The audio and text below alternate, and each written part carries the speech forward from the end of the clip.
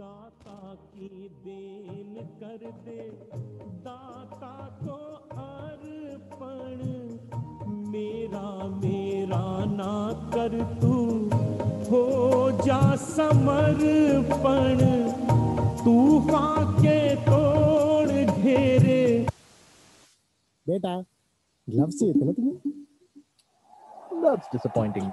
पैसे ही बचाने हैं तो acco.com पे अपना कार इंश्योरेंस की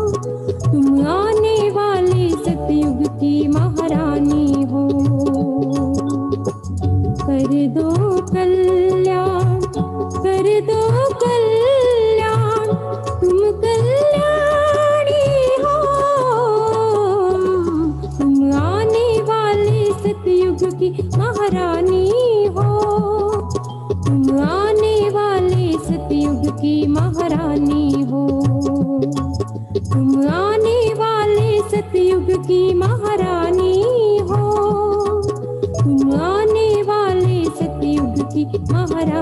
हो।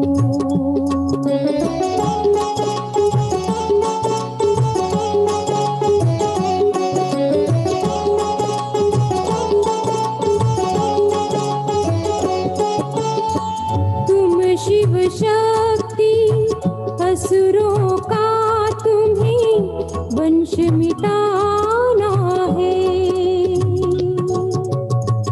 इस कांटों के जंगल को तुम्हें स्वर्ग बनाना है। बांटो दुनिया को ज्ञान, तुम महादानी हो। तुम आने वाले सतयुग की महारानी हो। तुम आने वाले सतयुग की महारानी हो। तुम आने वाले सतयुग की महारानी हो।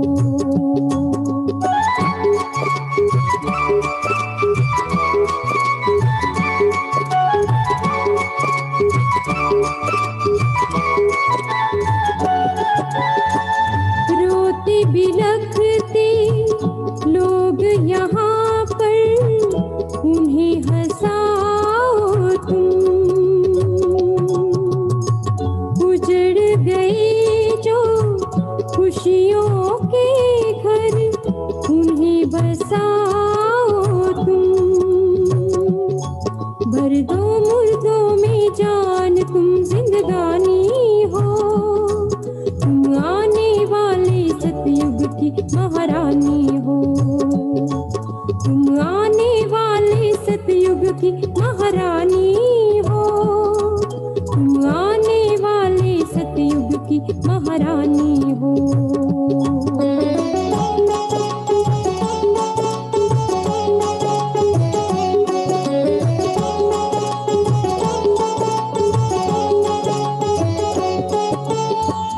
घंटे बजा के मंदिर में देखो, लोग तुम्हें पुकारे। दर्शन करने के खातिर लगी लंबी लंबी कतारें। पूरी कर दो आशा, तुम वरदानी हो।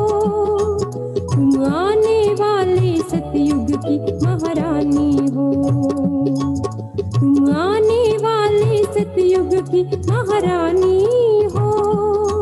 तुम आने वाले सतयुग की महारानी हो।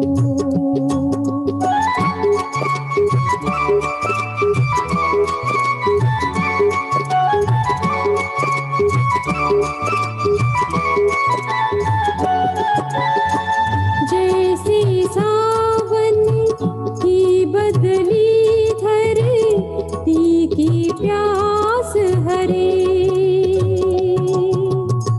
तुम ऐसे ही भक्त जनों की पूरी आस करे। कर लो अपनी पहचान, कल्प पुरानी हो।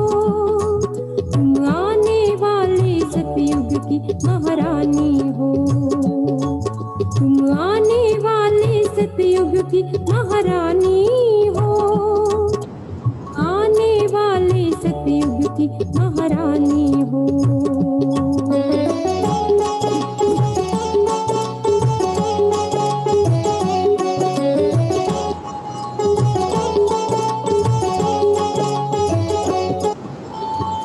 कर्म अलौकिक करने को जब प्रभु धरा पर आया,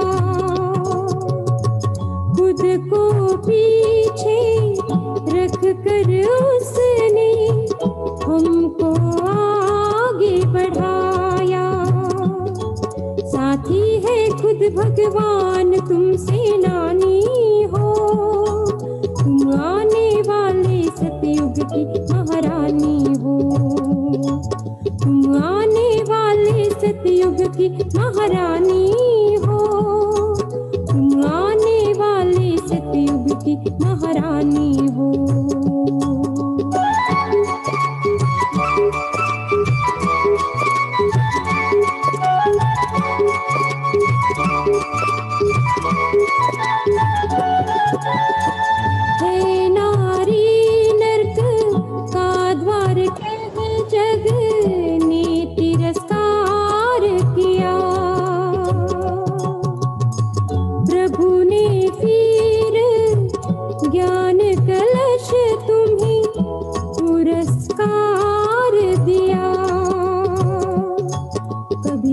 पाए अभिमान दृष्टि रूहानी हो।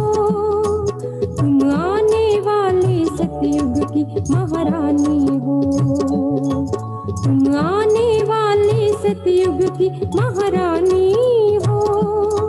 तुम आने वाले सतयुग की महारानी हो। कर दो कल्याण, कर दो कल्याण, तुम कल्याणी हो। तुम आने वाले सतयुग की महारानी हो। तुम आने वाले सतयुग की महारानी हो। तुम आने वाले सतयुग की महारानी हो। तुम आने वाले सतयुग की महारानी हो। तुम आने वाले सतयुग की महारानी हो। तुम आने वाले सतयुग की महारानी हो।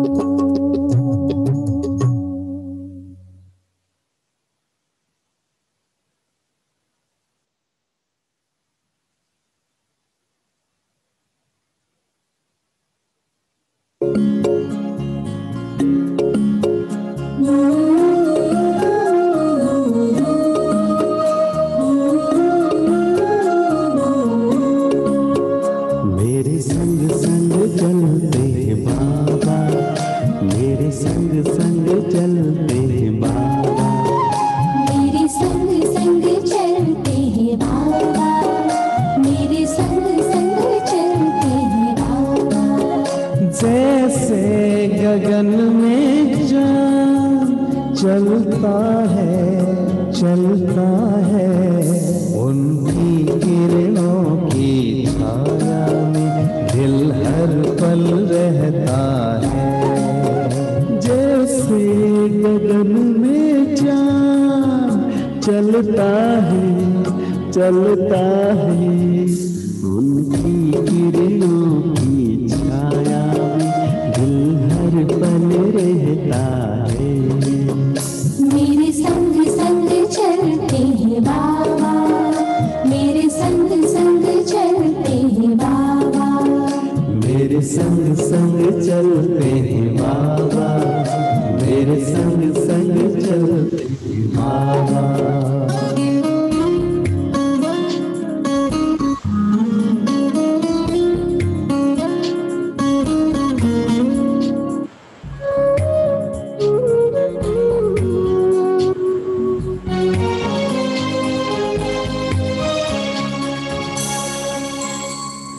देखूं मैं चकोर की तरह, नाचूं मैं झूमर की तरह, बोलूं मैं कोयल की तरह,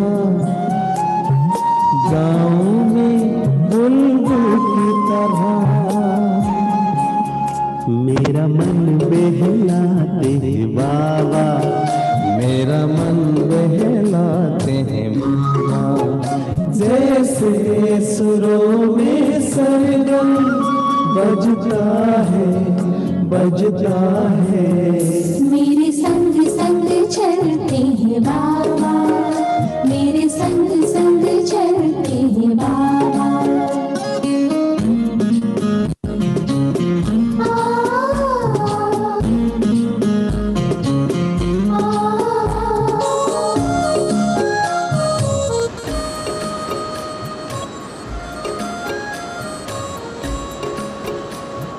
सोचूं मैं भंवरों की तरह,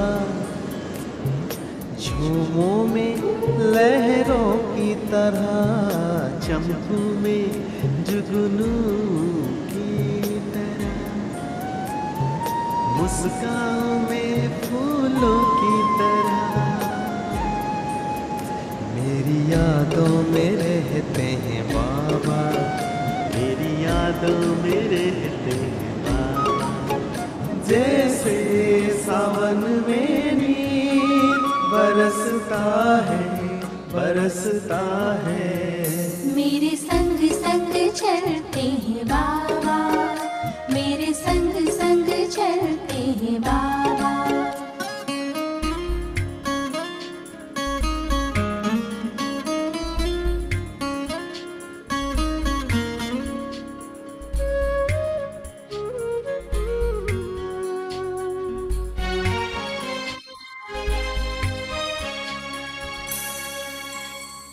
मन की मैं हर एक बात कहूँ, एक पल भी ना मैं दूर रहूं। दिन रात मैं तो यूं ध्यान धरूं, बाबा से ही मैं प्यार करूं। मेरे अधरों पे मीठे बाबा, मेरे अधरों पे मीठे बाबा, जैसे अनहद नाद गूंजता है, गूंजता है। मेरे संग संग चलते हैं बाबा, मेरे संग संग चलते हैं बाबा, मेरे संग संग चलते हैं बाबा, मेरे संग संग चलते हैं बाबा। जैसे गगन में चाँद चलता है, चलता है, उनकी किरणों की छाया में दिल हर पल रहता है। जैसे गगन में चाँद चलता है, चलता है, उनकी किरणों की छाया में दिल हर पल रहता है। मेरे संग संग चलते हैं बाबा, मेरे संग संग चलते हैं बाबा, मेरे संग संग चलते हैं बाबा, मेरे संग संग चलते हैं बाबा।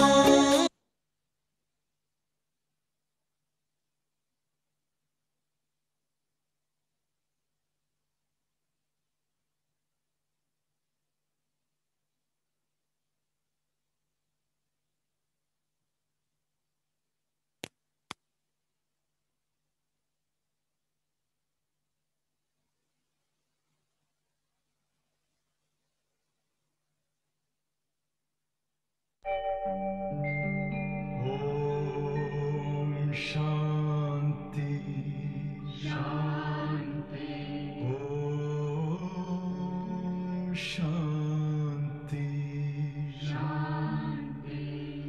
अंतर मन में ज्योति जगा लो, होगा दूर अंधेरा।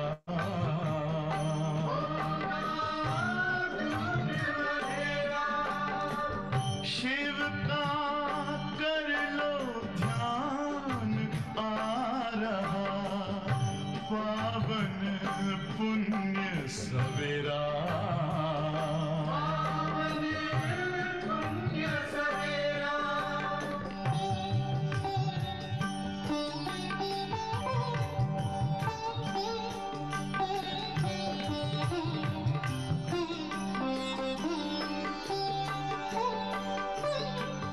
तुम हो कौन, कहाँ से आए, अपने आप को जानो। राजयोग के द्वारा अपना परम पिता पहचानो। इसी राजपथ पर चलकर तुम पालो अपना बसेरा।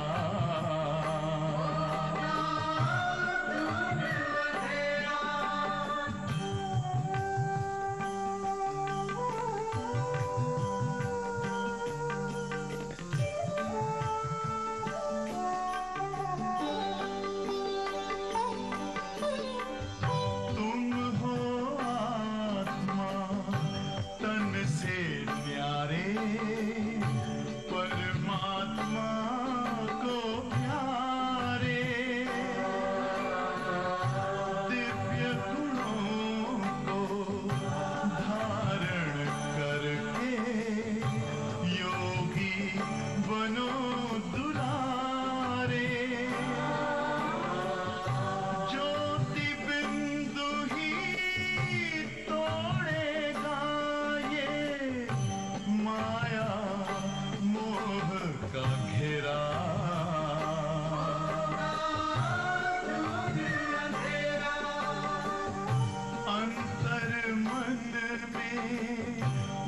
ज्योति जगा लो, होगा दूर अंधेरा।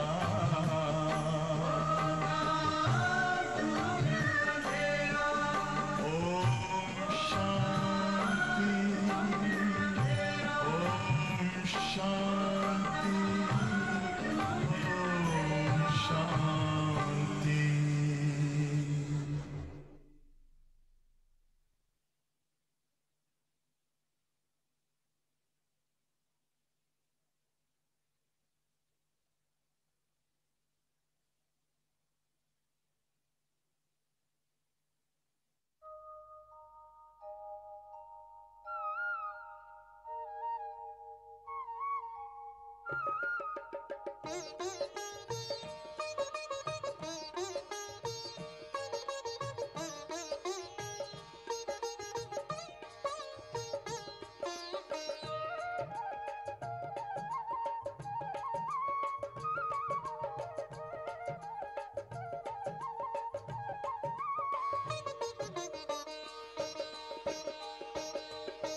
सुवर्ण प्रभात अब आएगा, सुवर्ण प्रभात अब आएगा, भारत का भाग्य जगाएगा, भारत का भाग्य जगाएगा, सुवर्ण प्रभात अब आएगा, सुवर्ण प्रभात अब आएगा, मानवता का दीप जगेगा, जग में उजियारा छाएगा, सुवर्ण प्रभात अब आएगा, सुवर्ण प्रभात अब आएगा।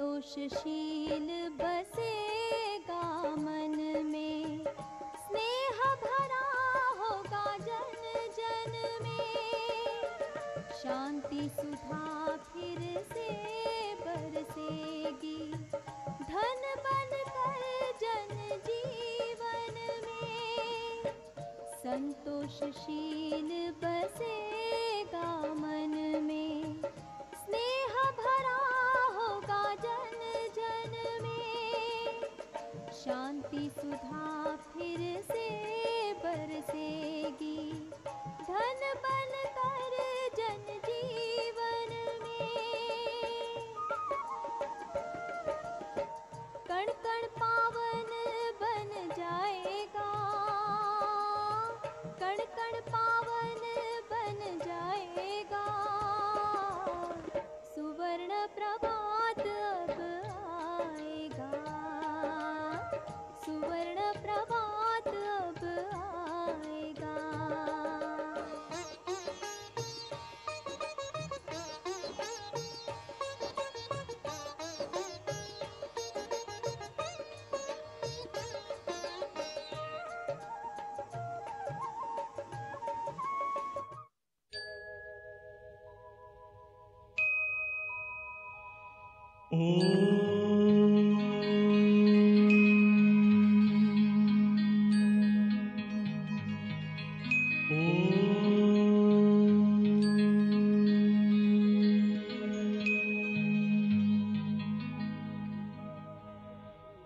ब्रह्म से शिव बाबा पधारे, बोलते ध्वनियों,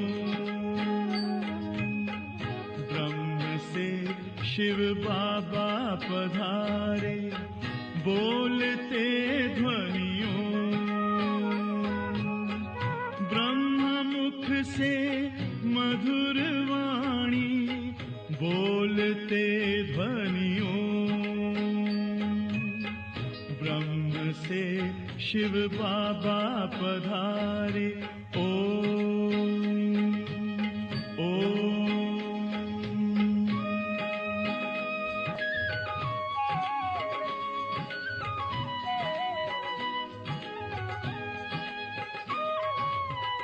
ओम की इस मधुर ध्वनि से किया परिवर्तन, प्रेम शांति सिखा के बदला सभी का जीवन। आदिदेव प्रजापिता श्री बोलते ध्वनियों, ब्रह्मा मुख से मधुर वाणी बोलते ध्वनियों, ब्रह्म से शिव बाबा पधारे। ओम ओम।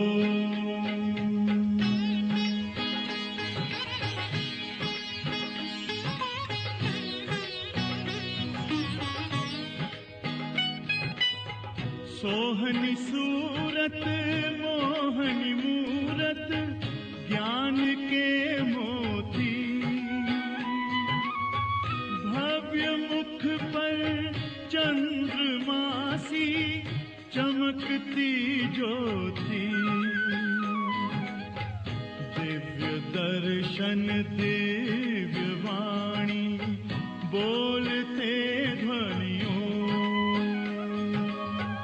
ब्रह्मा मुख से मधुर वाणी बोलते ध्वनियों, ब्रह्म से शिव बाबा पधारे। ओम ओम।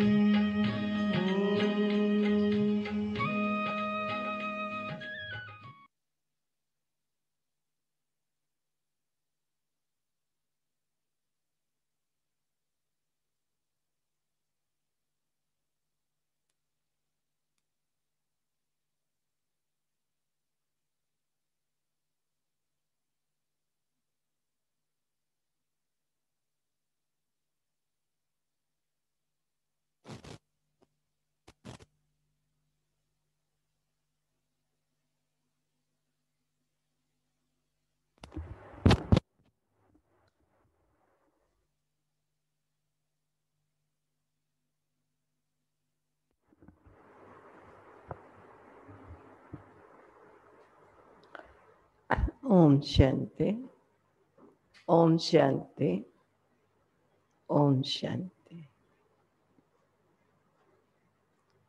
आज मुझे विचार चल रहा था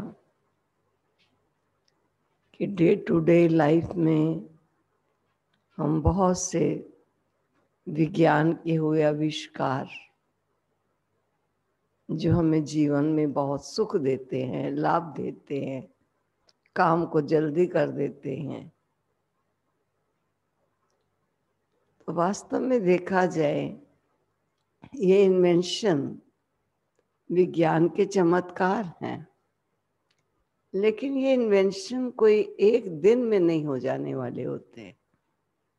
मैं ऐसा समझती हूँ कि इन इन्वेंशन को करने के लिए वर्षों वर्ष लगते होंगे और कई बार कोई निरुत्साहित भी हो जाता होगा और दूसरा उसी कार्य को पकड़ता है और पूरे गट से, पूरे लगन से 20 नाखून का जोर लगाकर उसमें लग जाता है, तो कई बार वो सफलता पा लेता है। एक ने छोड़ दिया, दूसरे ने सफलता पा ली। तो मैं ये समझती हूँ कि लाभ तो सबको मिलता है, लेकिन इन लाभ प्राप्त करने वाली चीज़ों की इन्वेंशन जब की जाती है तो कितना इन पर मेहनत की जाती है, कितना समय दिया जाता है, कितने श्वास लगाए जाते हैं, तब जाकर किसी चीज़ पर सफलता प्राप्त कर सकते हैं। बाबा भी हम बच्चों को कहते हैं, बच्चे साइंस पावर के ऊपर है साइलेंस की पावर। साइलेंस के द्वारा तुम इंद्रिया जीत, जगत जीत बन सकते हो। प्रत्येक इंद्रिय पर तेरा शासन हो सकता है और तू कर्म इंद्रियों में रहता हुआ कमल जैसा जीवन जी सकता है। संसार में रहते संसार तेरे मन में नहीं बसेगा, लेकिन तू संसार में रहेगा जैसे नाव जल में रहती है लेकिन जल नाव में नहीं रहता है। ऐसे तेरा जीवन हो जाएगा। तेरे स्वभाव के विपरीत मनुष्य मिलेंगे, लेकिन तू कैसे अपने दिव्य स्वभाव के आधार से, अपनी शांति की शक्ति के आधार से उनके स्वभाव को परिवर्तित करके उन्हें भी दिव्य जीवन प्रदान करेगा। क्योंकि तुझ ब्राह्मण को ये मौका मिला है, ये अधिकार मिला है कि तुझे परिवर्तित होकर परिवर्तित करना है। और बाबा ने कितना सुंदर कहा कि जितना जितना ज्ञान वर्णन करोगे वर्णन तक सीमित रह जाएगा, लेकिन मनन कीजिए, उसे जीवन में ग्रहण कीजिए और फिर उसको वर्णन में लाएंगे तो वो जीवन में धारण होना हर एक के लिए सुविधाजनक हो जाएगा। तो मैं ऐसा समझती हूँ कि हमें भी हर क्षण देखना चाहिए, हम भी कोई छोटे वैज्ञानिक नहीं हैं, बहुत बड़े वैज्ञानिक हैं। कैसे संसार में रहते, संसार हम में ना रहे, दुनिया को देखते हुए देखने वाली चीज देखे, ना देखने वाली ना दिखाई दे, सुनते हुए भी ना सुने, ये भी बहुत बड़ा विज्ञान है। और ये विज्ञान आध्यात्मिक चमत्कार। तो ये सब अभ्यास करने के लिए बाबा ने हम बच्चों को इस यूनिवर्सिटी का विद्यार्थी बनाया और स्वयं हमारा टीचर बनाया। तो आओ आज हम टीचर हमको क्या पढ़ाने जा रहा है, आज का सब्जेक्ट हम सुनते हैं। आज महावाक्यों का सार है, मीठे बच्चे तुम्हारी ये वंडरफुल यूनिवर्सिटी है। यूनिवर्सिटीज तो दुनिया में बहुत प्रकार की हैं, लेकिन ये यूनिवर्सिटी वंडरफुल यूनिवर्सिटी है। क्या वंडर है इसमें, सुनिए, देखिए क्या बाबा ने कहा। जिसमें बिगड़ी को बनाने वाला भोलानाथ बाप टीचर बनकर तुम्हें पढ़ाते।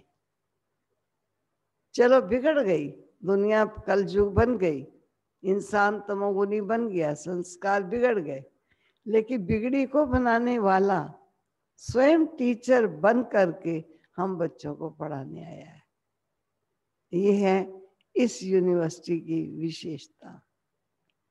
और है कौन बिगड़ी को बनाने वाला? है भी बड़ा भोलानाथ, बड़े भोलेपन से, बड़े प्यार प्यार से वो हर बातें हम बच्चों को सुना देता है।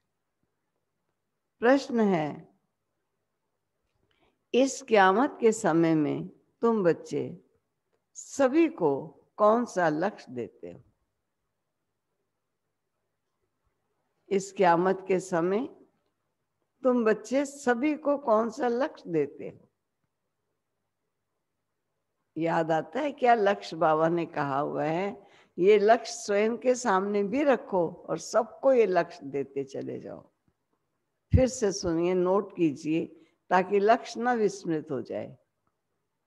हे आत्माएं, अब पावन बनो। पावन बनने बिगर वापिस जा नहीं सकते हो। आधा कल्प का जो रोग लगा हुआ है उससे मुक्त होने के लिए तुम सबको 7 रोज भट्ठी में बिठाते हो।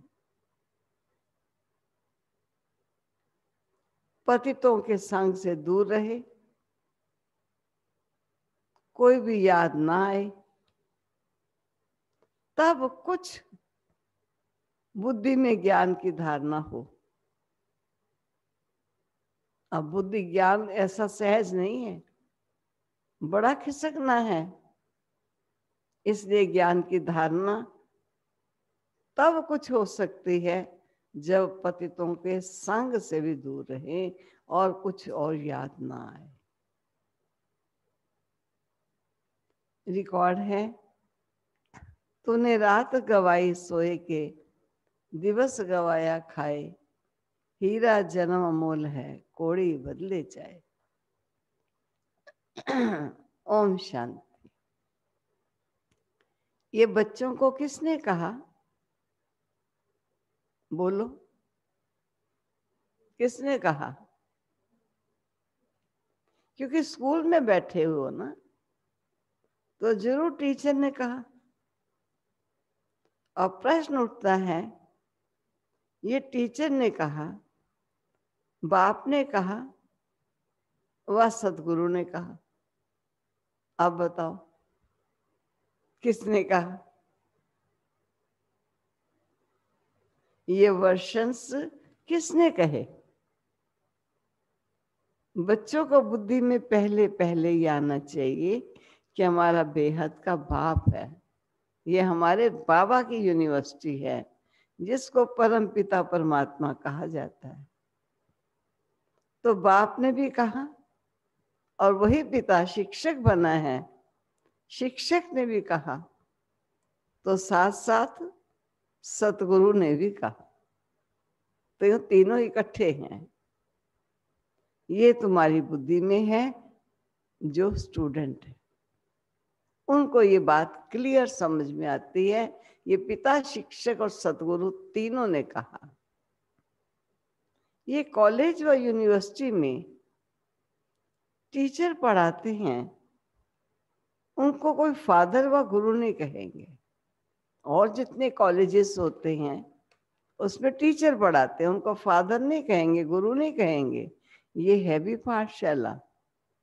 फिर यूनिवर्सिटी कहो व कॉलेज कहो, है तो पढ़ाई ना। तो पहले पहले ये समझना है पाठशाला में हमको कौन पढ़ाते हैं। और बच्चे जानते हैं, क्या जानते हैं? कि वह निराकार है जो सभी आत्माओं का बाप है, सर्व का सद्गति दाता है, वे हमको पढ़ा रहे हैं। ये सारी रचना उस एक रचता की प्रॉपर्टी है। तो खुद ही बैठ रचना के आदि मध्य अंत का राज समझाते। तुम बच्चों ने जन्म लिया है बाप के पास, तुम बुद्धि से जानते हो हम सभी आत्माओं का वे बाप है जिसको ज्ञान का सागर, नॉलेजफुल कहा जाता है। ज्ञान का सागर है, पतित पावन है, ज्ञान से सद्गति होती है, मनुष्य पति से पावन बनता है।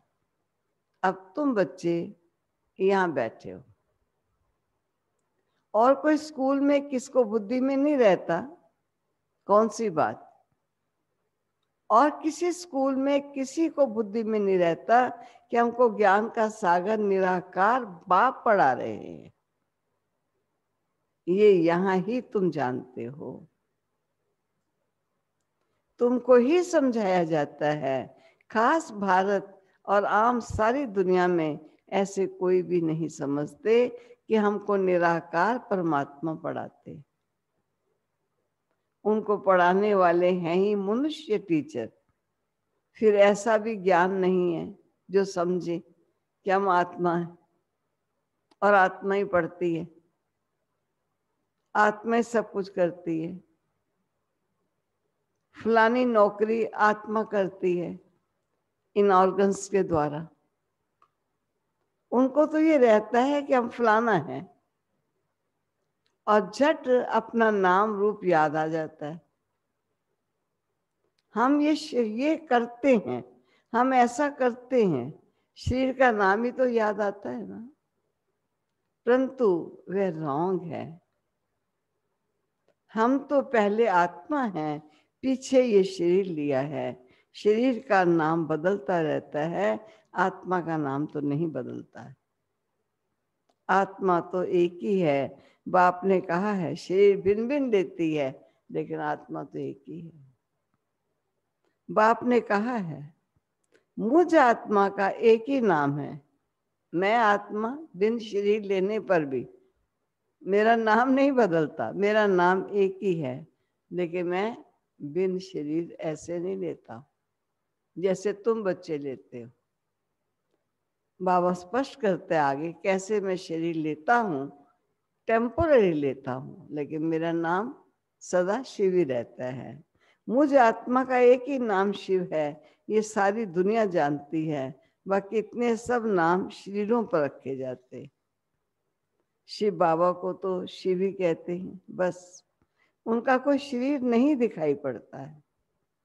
मनुष्यों के ऊपर नाम पड़ता है, मैं फलाना हूं, हमको फलाना टीचर पढ़ा रहे हैं, नाम लेंगे ना।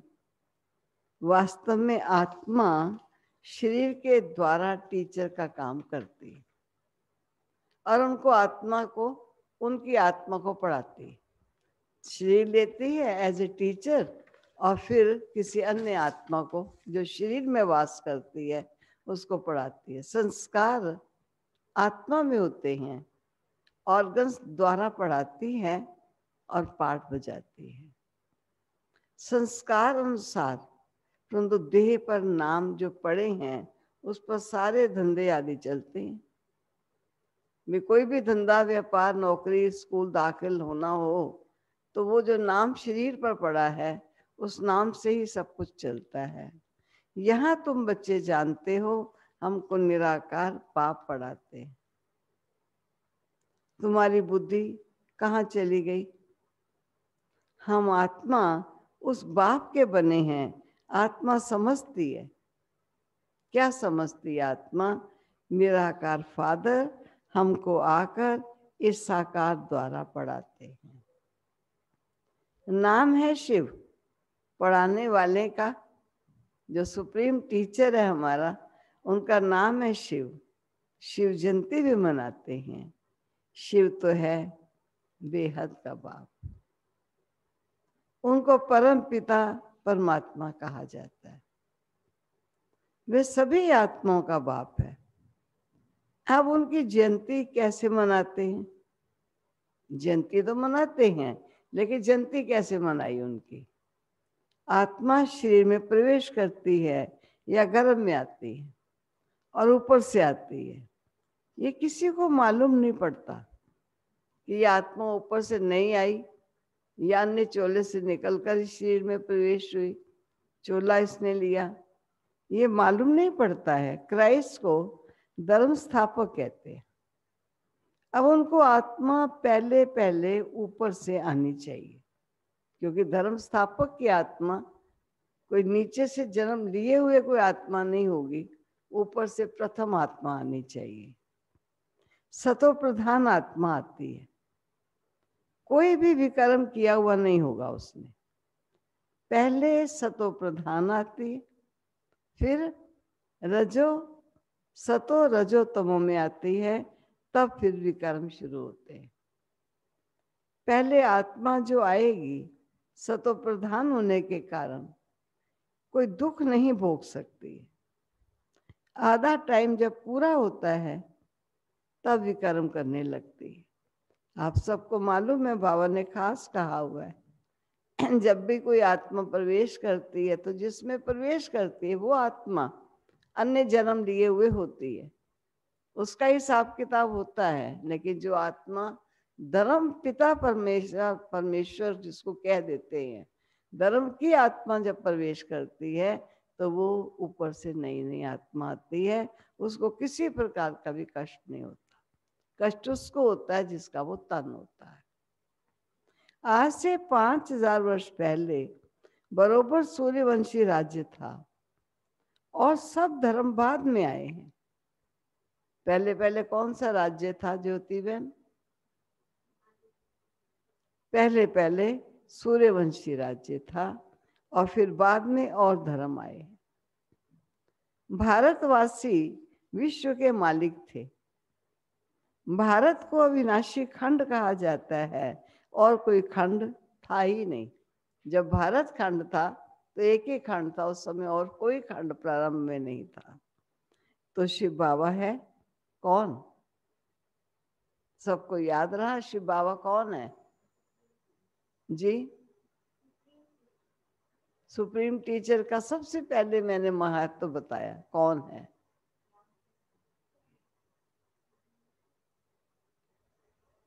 सभी सुन रहे हो ना? देखो कौन है बाबा। तो बाबा ने खास कहा कि शिव बाबा है बिगड़ी को बनाने वाला। कहा ना आपका टीचर कौन बना है? बिगड़ी को बनाने वाला टीचर बना है। भोलानाथ शिव को कहा जाता है, ना कि शंकर को कहा जाता है। बोला नाथ शिव बिगड़ी को बनाने वाला है। शिव और शंकर एक नहीं है, ये अलग अलग हैं। ब्रह्मा विष्णु शंकर की कोई महिमा नहीं है, महिमा सिर्फ एक शिव बाबा की है। क्यों? जो बिगड़ी को बनाने वाला है। वो बिगड़ी को बनाते हैं। कहते हैं मैं साधारण बूढ़े तन में आता हूं, इसने 84 जन्म पूरे किए, अब खेल पूरा हुआ। ये पुराना प्रथम आत्मा का लास्ट जन्म आ गया, तो उसके साथ जो बाकी सब बाई प्लॉट थे सभी लास्ट में आ गए। तो बाबा ने कहा अब खेल पूरा हुआ। ये पुराना चोला, पुराने संबंध भी खलास हो जाने वाले। अब किसको याद करें? खत्म होने वाली चीज को याद नहीं किया जाता है। नया मकान बनता है तो ये पुराने से दिल हट जाती है, ये फिर बेहद की बात है। सर्व की सदगति होती है, अर्थात रावण के राज्य से सबको छुटकारा मिल जाता है। रावण ने सबको बिगाड़ दिया है, मालूम पड़ा? ये रावण है जिसने सबको बिगाड़ दिया है। भारत बिल्कुल ही कंगाल और भ्रष्टाचारी हो गया है। लोग भ्रष्टाचार समझते हैं करप्शन, भले और देशों में भी भ्रष्टाचार है, लेकिन मैंने देखा कोई देशों में कह देते हैं जिसने भारतवासियों से व्यापार कर लिया वो विश्व के किसी भी कोने वालों से व्यापार करके धोखा नहीं खाएगा। तो आप समझ लीजिए उनका कहने का मतलब क्या, कि भारत के चप्पे चप्पे में भ्रष्टाचार ये चलता है, इसलिए भारतवासी से व्यापार कर लेना माना बड़ा परफेक्ट बन जाना है, आप कहीं से भी व्यापार कर सकते हैं। ये शब्द सुनकर क्या आता है? कहाँ भारत देवभूमि, कहाँ उसकी ये दशा हो चुकी है। भारत बिल्कुल ही कंगाल भ्रष्टाचारी है। लोग भ्रष्टाचार समझते हैं करप्शन, एडल्ट्रेशन, चोरी ठगी। खाली इसी को भ्रष्टाचार नहीं कहेंगे। बाप कहते हैं पहला भ्रष्टाचार है मूत पलीती बनना, विकारी जीवन जीना, ये प्रथम भ्रष्टाचार है। क्योंकि ये देवभूमि थी, यहाँ सबसे पहले विकार शुरू हुए। शरीर विकारों से पैदा होता है, इसलिए इसको विशियस वर्ल्ड कहा जाता है, और सत्युग को वाइसलेस कहा जाता है।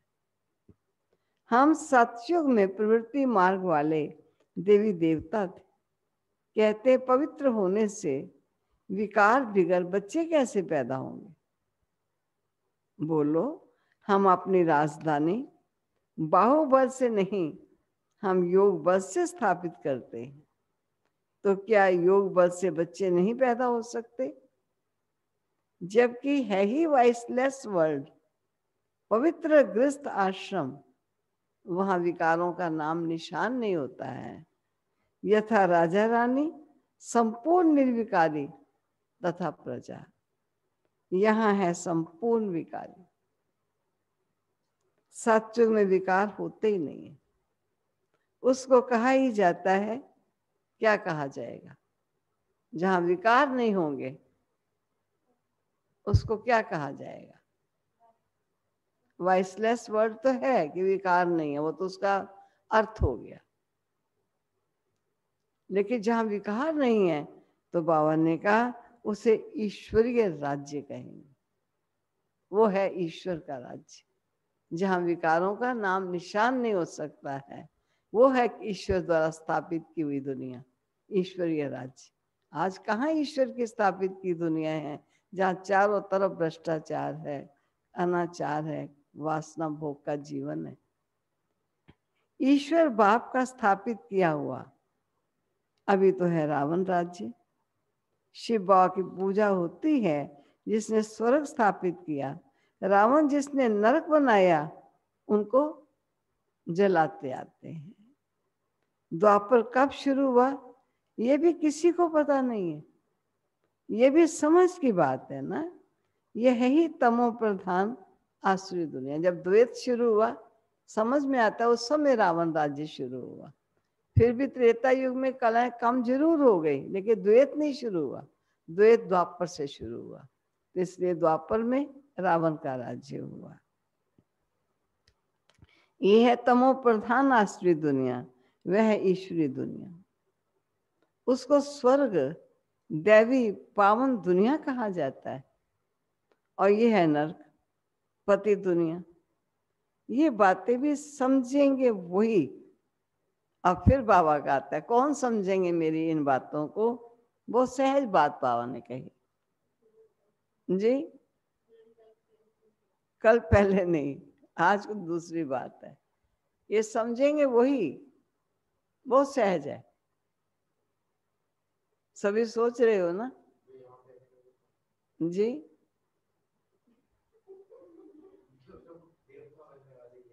ये समझेंगे वही जो रोज पढ़ेंगे।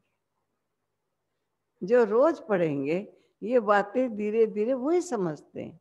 जो रोज पढ़ते ही नहीं उनको समझ में क्या आनी? आज थोड़ी आई, कल थोड़ी और आई, परसों थोड़ी और आई। ये रोज पढ़ने वालों के लिए बात है। बहुत कहते हैं फलानी जगह स्कूल थोड़ी है, स्कूल ही नहीं है तो हम पढ़ें कैसे? अरे हेड ऑफिस तो है ही, तुम आकर डायरेक्शन ले जाओ, बड़ी बात तो नहीं है। सृष्टि चक्र को सेकंड में समझाया जाता है। सातयुग त्रेता पास्ट हो गया, द्वापर कलयुग ये भी पास्ट हो गया, और अभी है संगम युग। नई दुनिया में जाने के लिए पढ़ना है, हर एक का हक है पढ़ना। बाबा हम नौकरी करते हैं, बाबा हम नौकरी करते हैं, तो बाबा क्या कहेंगे? अच्छा एक हफ्ता ज्ञान लेकर फिर चले जाना, मुरली चलती मिलती रहेगी। पहले 7 रोज भट्टी में जरूर रहना है। भले 7 रोज आएंगे, परंतु सबकी बुद्धि एक जैसी नहीं रहेगी। 7 रोज भट्टी माना कोई की भी याद ना आए, कोई से पत्र व्यवहार आदि भी ना हो, सब एक जैसा तो समझ नहीं सकते। यहाँ पतितों को पावन बनना है। ये पतितपना भी क्या है? ये जो पतित होता है मनुष्य, पतितपना भी क्या है जी? ये पतितपना भी एक रोग है, एक बहुत कड़ी पुरानी बीमारी है। जैसे कहते हैं ना, कोई पुराने बुखार से पीड़ित है, टीबी आती है तो कहते हैं पुराना बुखार। वास्तव में तो बहुत ही पुराना रोग है, और यह है पतितपना, द्वापर से चला है। आधा कल्प के महारोगी मनुष्य हैं, उनको अलग बिठाना पड़ेगा।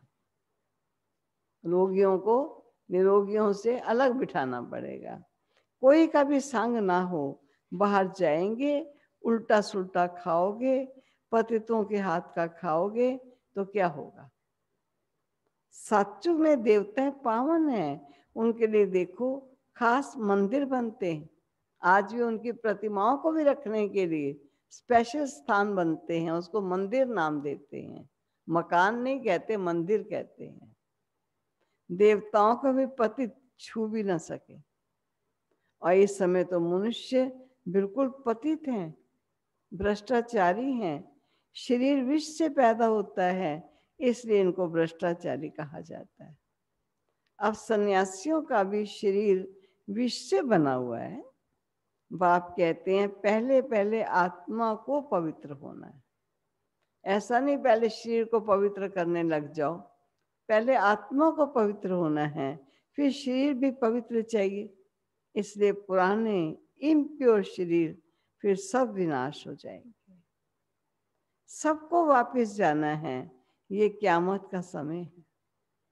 अब सबको वापस पवित्र बन जाना है। भारत में ही होलिका मनाते हैं, यहाँ 5 तत्वों के शरीर तमो प्रधान है। सतयुग में शरीर भी सतो प्रधान होते हैं। श्री कृष्ण का चित्र है ना, देखा क्या श्री कृष्ण के चित्र की तरफ बाबा क्यों इशारा खिंचवाते हैं? 2 बातों में। पहली बात है गीता का भगवान श्री कृष्ण नहीं। दूसरी कौन सी बात है जो इशारा खिंचवाते श्री कृष्ण के चित्र की तरफ? तो बाबा ने कहा श्री कृष्ण का चित्र है ना, नर्क को लात मारता हुआ।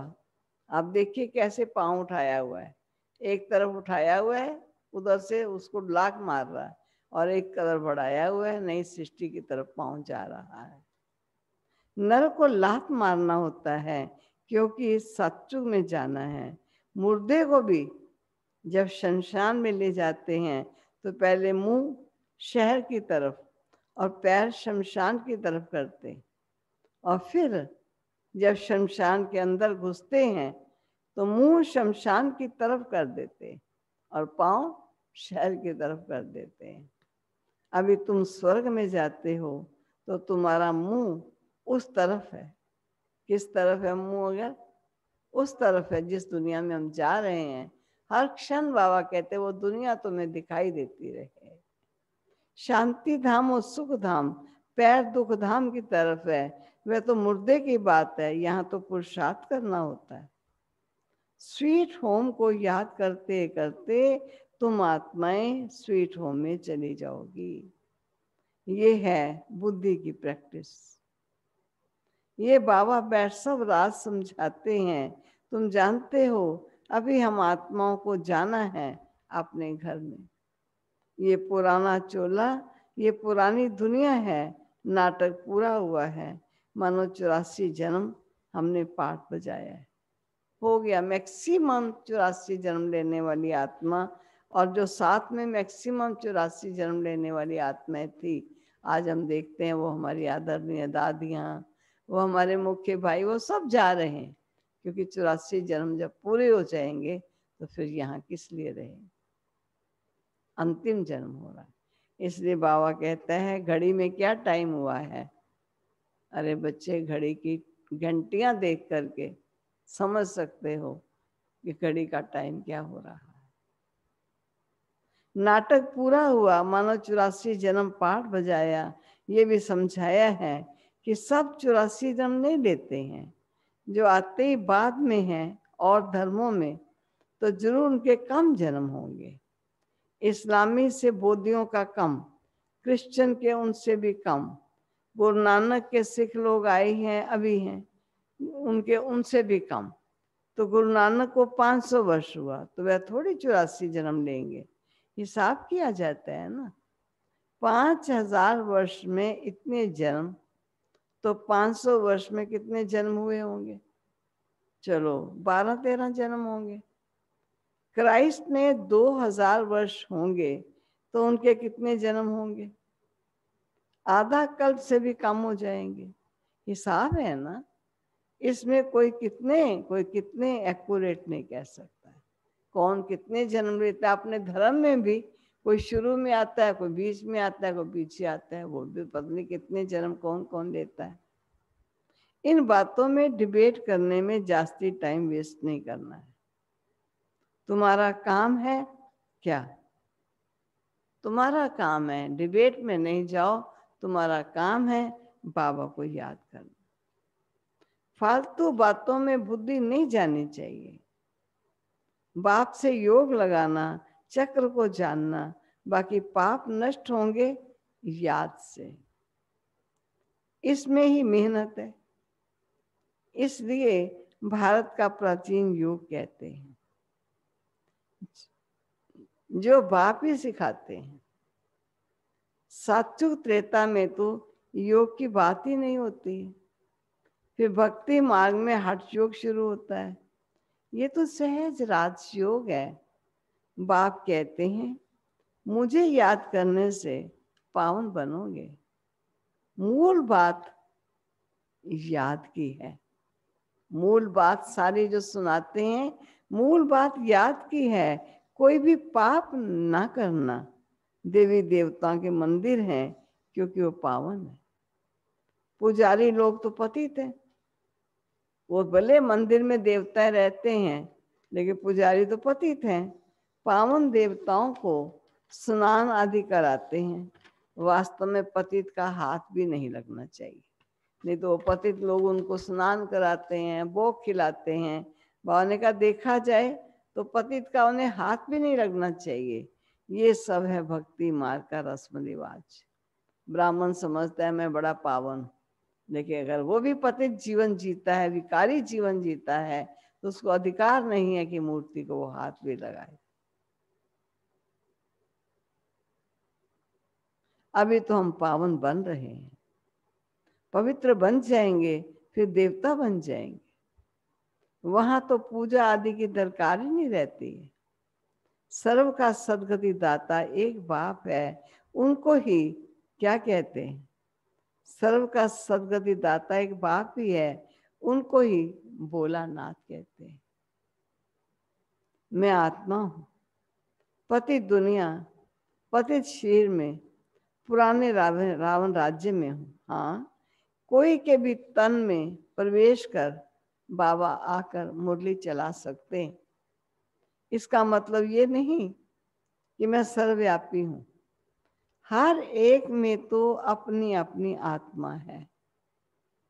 फॉर्म में भी लिखवाया जाता है तुम आत्मा का बाप कौन है, परंतु समझते नहीं है। कई मूंझ जाते हैं। जब आते हैं आपके पिताजी का नाम लिखो, फिर आते हैं आप आत्मा के परम पिता परमात्मा का नाम लिखो, रूप लिखो, धाम लिखो, तो वहीं पेंसिल खड़ी हो जाती है। समझते नहीं है आत्मा का बाप तो एक ही होगा। हम सब ब्रदर्स हैं, फादर एक है।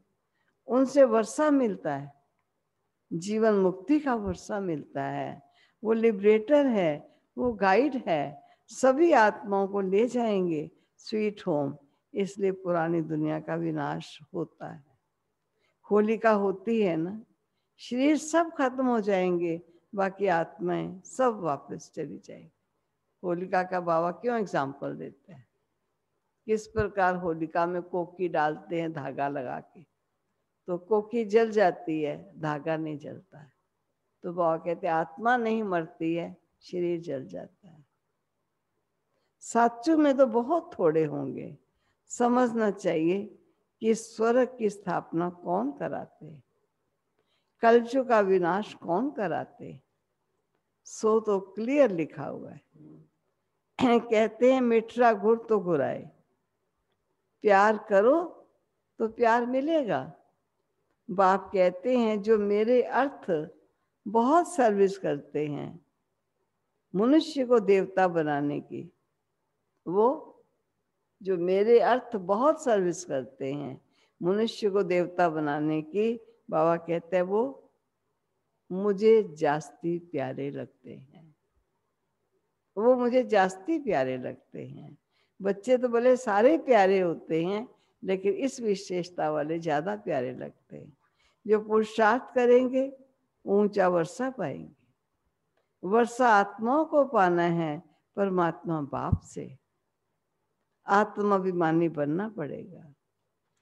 कई बहुत भूले भी करते हैं, पुरानी आदतें पक्की हो गई हैं, तो कितना भी समझाओ वह छूटती नहीं।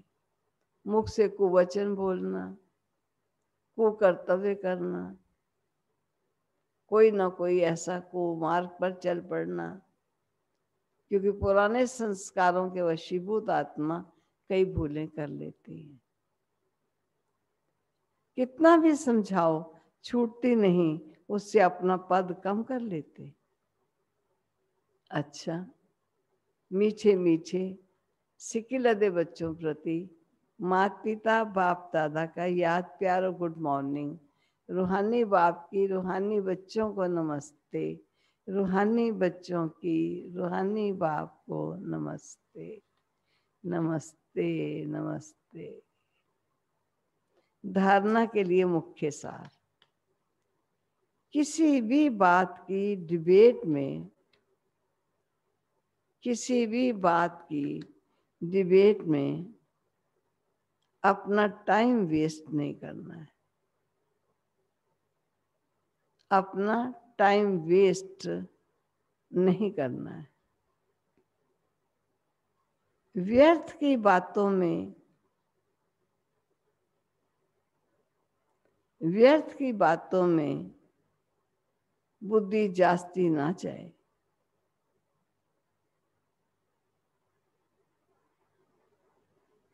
जो है ही व्यर्थ, क्यों उसमें ज्यादा बुद्धि ले जाए। जितना हो सके, जितना हो सके याद की यात्रा से विकर्म विनाश करने हैं।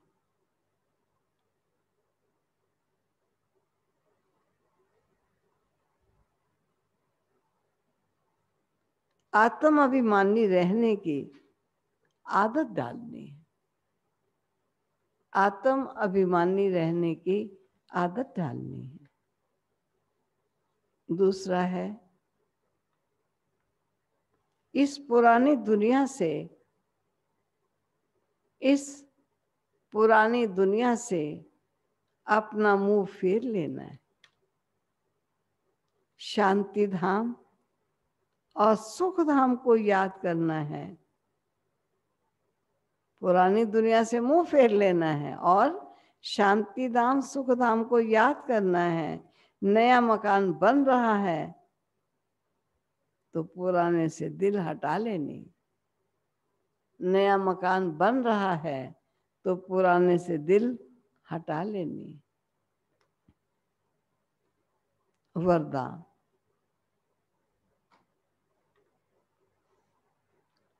माया के विघ्नों को खेल के समान अनुभव करने वाले, माया के विघ्नों को खेल के समान अनुभव करने वाले मास्टर विश्व निर्माता भव। मास्टर विश्व निर्माता भव।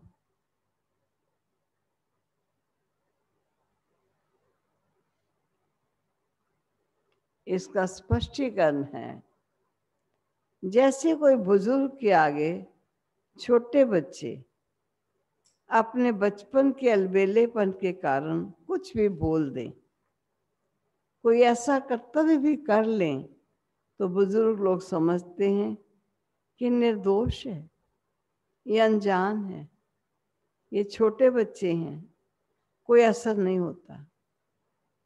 ऐसे जब आप अपने को मास्टर विश्व निर्माता समझोगे तो यह माया के विघ्न बच्चों के खेल के समान लगेंगे।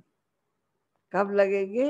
जब अपने को मास्टर विश्व निर्माता समझोगे, तब ये माया के खेल विघ्न बच्चों के खेल के समान लगेंगे। माया किसी भी आत्मा द्वारा समस्या, विघ्न व परीक्षा पेपर बनकर आ जाए, उसमें घबराओगे नहीं, लेकिन उन्हें निर्दोष समझो। क्योंकि रिसर्च कर रहे हैं हम भी, बहुत बड़ी खोज हो रही है दुनिया में, विश्व का महाराजन बनने की प्राप्ति है इस खोज के आधार से, सदा सुखी रहने की, ये वो खोज है। तो बाबा कहता है वो घबराएंगे नहीं, लेकिन उन्हें निर्दोष समझेंगे।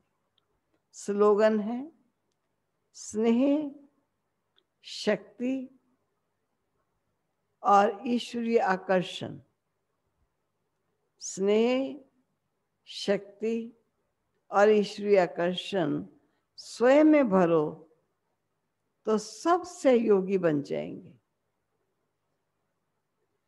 अब सबको सहयोगी बनाना है तो क्या करेंगे? स्नेह, सर्व के प्रति स्नेह, शक्ति और ईश्वरीय आकर्षण स्वयं में भरो तो सब सहयोगी बन जाएंगे। ये थे प्यारे बाबा के अनमोल महावाक्य जो आप सबको घर बैठे मिले। इसलिए बाबा कहते हैं, कई बच्चे कहते हैं बाबा हमारे नज़दीक सेंटर ही नहीं है, हम कहाँ जाएं?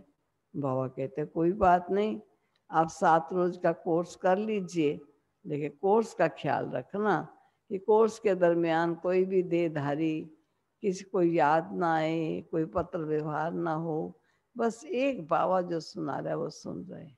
बाकी यहाँ हेडक्वार्टर से अगर कनेक्शन रहेगा तो आपको कोई ना कोई निमित्त जरिया बन जाएगा जहाँ से आपको मुरली मिलती रहेगी।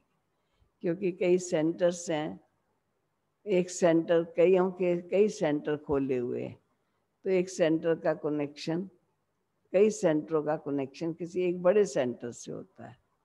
तो बड़े सेंटर से थोड़ी सी बातचीत करके कनेक्शन जोड़ सकते हैं। और बड़े सेंटर का भी अगर आप नहीं कनेक्शन जोड़ सकते तो हेडक्वार्टर में लिख करके भी आप वहाँ पर जाकर एक बार अपने जीवन का डिसीजन लेने के लिए उनसे भी कनेक्शन जोड़ सकते हैं। ठीक है, तो अब बाबा ने आज हमको बहुत सुंदर सुंदर बातें कही हैं, क्योंकि हमको देवता बनना है और हमें इन्वेंशन करनी है, सदा सुखी सदा शांत रहना। ऐसे दाता के हम बच्चे अपने प्यारे बाबा को याद करके हृदय से धन्यवाद देंगे। धन्यवाद है, धन्यवाद है, धन्यवाद है प्यारे बाबा, जो आप हमको ऐसा दिव्य जीवन, श्रेष्ठ जीवन प्रदान कर रहे हैं।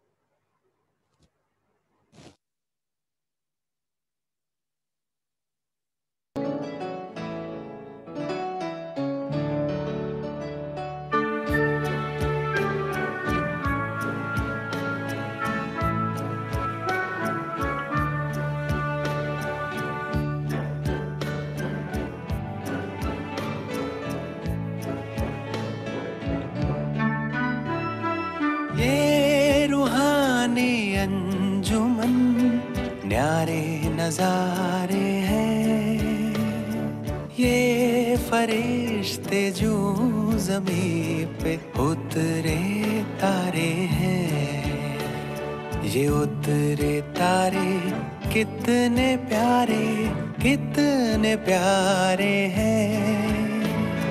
ये फरिश्ते जो ज़मीं पे उतरे तारे हैं।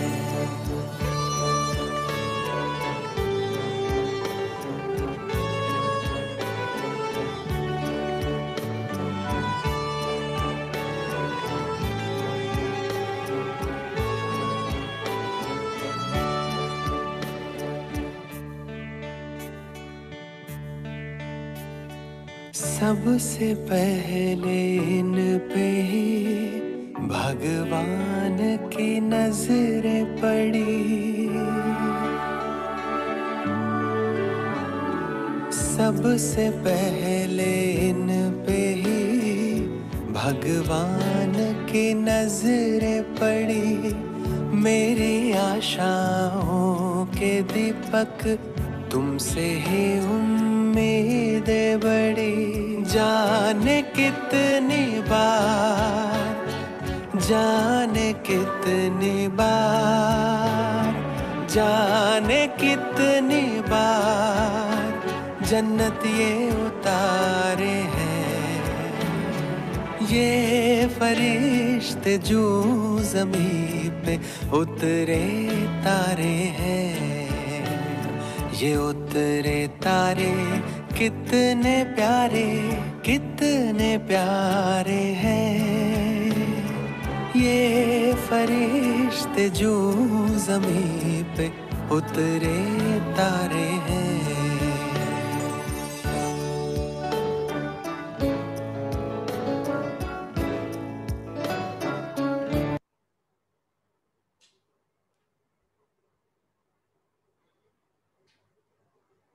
ओम शांति, ओम शांति।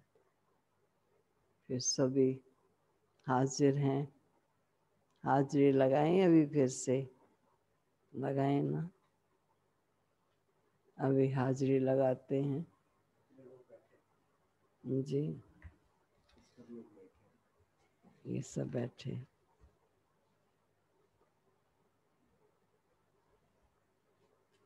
अच्छा, इधर से शुरू किया है। 59 लोग हैं बस। 67 टोटल 70 भाई बहनें आज बैठे हुए हैं जी। आज सबसे पहले चंद्र गुप्ता जी, निर्मल कांता जी, विमला माता, मधु गुप्ता, आशुतोष, सरोज माता, डॉक्टर उषा किरण, दिनेश भाई एंड ननीता बहन, गणेश जोशी जी, निर्मल माता जी भी बैठे हुए हैं, नीना, सुमित्रा गुप्ता, अनीता माता, अलका यादव, शिल्पी खुशहाल, कंचन, ON श्रीवास्तवा, BK यतिन, राधा बिस्त, मीरा आदित्य चाची जी, मीरा चाची जिनको हम कह देते हैं, लक्ष्मी, अशोक प्रभा, अनीता अजमानी, राजेश, बालकिशन एंड संतोष, क्या है? गायत्री, रेणु अग्रवाल, कविता कंबोज, कविता, जोशना बहन, सुरेंद्र भाई, वंदना सिंगल, अरुण शर्मा, संगीता एंड मीरा अनिल, सरिता गुप्ता, प्रहलाद भ्राता ji, Aditi and Sudhir, Anju Reena, Sonal and family, Rajni, Nivedita Kumar, USA family, Archana Singh, Deepa, Preeti Saraf, क्या है? प्रीति सराफ, रिमी सिंह, अलका, सतीश कुमार, बबली एंड हरीश, मीनाक्षी, बबली एंड हरिपाल, मीनाक्षी अग्रवाल, शीला गुप्ता, आशा, नीरज ज्योति, माँ, उनको माँ ही कहते तो हम भी माँ कहते हैं, प्रहलाद बंसल जी, कौशल्या कुमारी, रेखा अरोड़ा, रविंदर जी एंड सोनी, सुमित गुप्ता, भारती पाटिल, सीमा, श्रुति, राज आजाद, प्रभा कुमारी, अनुभा, सुनील, अंजू, आईफोन, नाम नहीं लिखा हुआ तो लिख दिया वहां हमने भी आईफोन। आईफोन उन्होंने लिखा हुआ है ना, तो आईफोन लिखा है तो हमने भी आईफोन लिख दिया भी आपका नाम। 63 64 नहीं नंबर लिखा, 65 लिख दिया। 65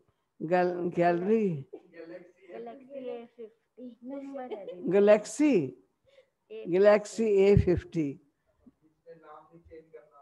हाँ, मीनाक्षी अग्रवाल जी, 67 नंबर है, नाम नहीं लिखा 67 का। 2-3 दिखाई नहीं दे रहे थे इसलिए उन्होंने 67 68 69 70 टोटल हो गए। प्रहलाद जी मुस्कुरा रहे हैं कि मेरी हाजिरी लग गई। देखिए सहज ही हाजिरी है ना, घर बैठे हुए हाजिरी लग रही है भगवान जी की। नीरज हंस रहा है, माँ भी मुस्कुरा रही है। अच्छा भाई, हाँ। और मीरा, हमारी मीरा अनिल कहाँ है? मीरा बहन बैठी है, सुशीला बहन बैठी है भाई, सुशीला बहन, अनिल भाई बैठे हैं। माँ कहाँ है? अच्छा अदिति, मैं अभी देखने शक्लें देखने जा रही हूँ। अदिति और सुधीर भ्राता जी, और ये हमारे रेणु बहन, निवेदिता उनके युगल सब बैठे हैं ना। ओम शांति जी। बच्चे कहाँ हैं आज?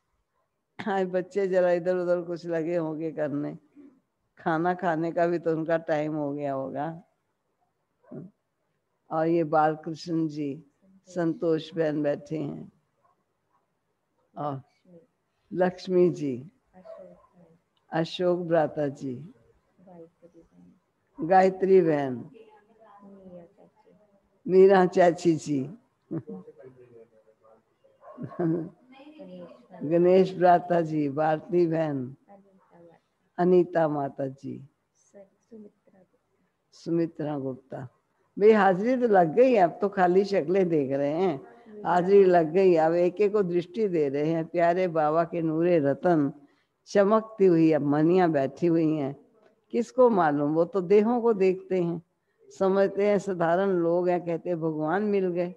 उनको ये नहीं मालूम है कि ये चमकती हुई वो मनिया हैं जिन्होंने कल पहले विश्व पर राज्य किया था और आज फिर से विश्व पर राज्य करने के लिए पढ़ाई पढ़ रहे हैं स्वयं सर्वशक्तिवान से। कौन जाने इन बातों को। निर्मल माता जी सब देख रही हूँ। अपने चंद्र भ्राता जी माँ बहन जी को भी कहा करो बैठो सुनो कुछ तुम भी। वो सुनना सारा भूल गई हैं क्या? क्योंकि जरा बच्चों की शादियों में व्यस्त हो गई शादी को। अब वो तो अपना घर बसाने में लग गए। अब आप तो अपने भविष्य सजाने में लग जाओ ना। थोड़ा उनका घर बसता रहे और हम अपना टाइम उसमें देते रहेंगे। बहुत अच्छा है, जो भी जिम्मेवारियां निभाई अपनी करनी पड़ती हैं, फिर अपना भविष्य भी सुधारना है ना। बहुत ही अच्छा है भाई। हाँ विमला माता जी, वाह। ये अलका यादव जी बैठे हैं, ठीक है अलका यादव जी। हाँ आशुतोष अकेले बैठे हैं क्या आज? आज 4:30 बजे। आशुतोष अकेले बैठे हो? मम्मी कहाँ गई? 4:30 बजे मिसेज कहाँ गई? वो स्टैंप सब काम लगे। वो देखो आ शांति गई। दीदी, ओम शांति दीदी। मैं भी हूँ। सब कहते आ जाओ। हाँ मम्मी भी आ गई हैं। अच्छा जी मम्मी जी देख लिया सब। हाजिरी लगी सबकी, सबने वाणी तो सुनी है ना। ऐसा नहीं खाली हाजिरी लगाने के लिए आ गए हो, कि वाणी भी तो सुनी है ना। बहुत ही अच्छा है भाई। जीते रहो, बढ़ते रहे ओम परिवार शांति सदा दीदी। दाता का बने रहे और होना चाहिए। ओम शांति। ठीक है ओम शांति। अच्छा जी ओम शांति। ओम शांति। ओम शांति। अब बताओ क्या खिलाएं आज आपको? ओम शांति। ये तो सहज ही खिलाना है, ले लो। आज और सब 4:30 बजे कितना पोस्टेज सहज है स्टैंप खिलाना। रिलीज वैसे देखते थे कितने हैं भाई बहन, कितने हैं उतने ही होने चाहिए। नहीं तो आधा आधा पीस कर देंगे। अभी यहाँ तो एक पीस 4:30 बजे पोस्टेज 4:30 बजे पोस्टेज स्टैम्प रिलीज सहज काम है। मालूम हो आज बात होने जा रहा है। म्यूट नहीं कर रहे।